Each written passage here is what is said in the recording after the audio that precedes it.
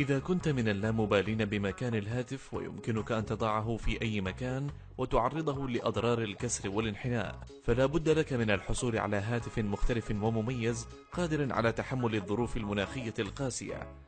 نقدم لكم أفضل 5 هواتف تحملا ضد الظروف القاسية. سامسونج جالاكسي S Cover 3 يتميز بتقنية MIL STD 810G، وهي دلالة على تحمل الهاتف للغمر في المياه لمدة نصف ساعة بعمق متر كامل، كما أنه حاصل على شهادة IP67 لمقاومة الماء والغبار، كما أنه مصنوع من مادة خاصة تتحمل درجات الحرارة الباردة والحارة.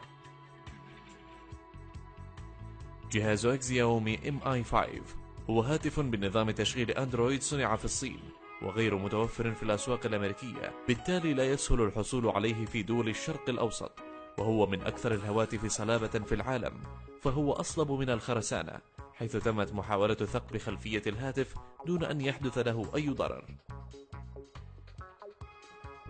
درويد تيربو 2 ويعرف أيضا بموتو إكس فوركس، هذا الهاتف كانت له الصدارة في خوض تجربة الزجاج الغير قابل للكسر، وتمت إجراء بعض التجارب على الجهاز الفولاذي، حيث أسقطوه من أعلى سلم ودهسته سيارة، ولكن شاشته بقيت سليمة. الأمر الوحيد الذي قضى على قوته هو الفأس، حيث تم ثقب خلفية الجهاز بفأس شديد الصلابة.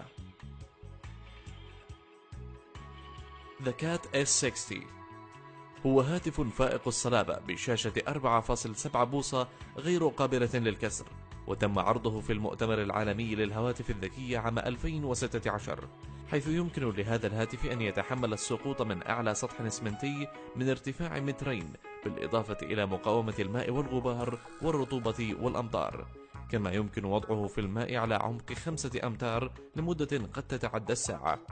بالإضافة إلى شيء آخر مميز، هو أن الهاتف يتمتع بتقنية التصوير الحراري. تورينغ فون 2015 شبه هذا الهاتف بسيارة فولكسفاجن، وذلك لأنه يختلف عن الهواتف الموجودة في السوق لما يتمتع به من قوة وصلابة.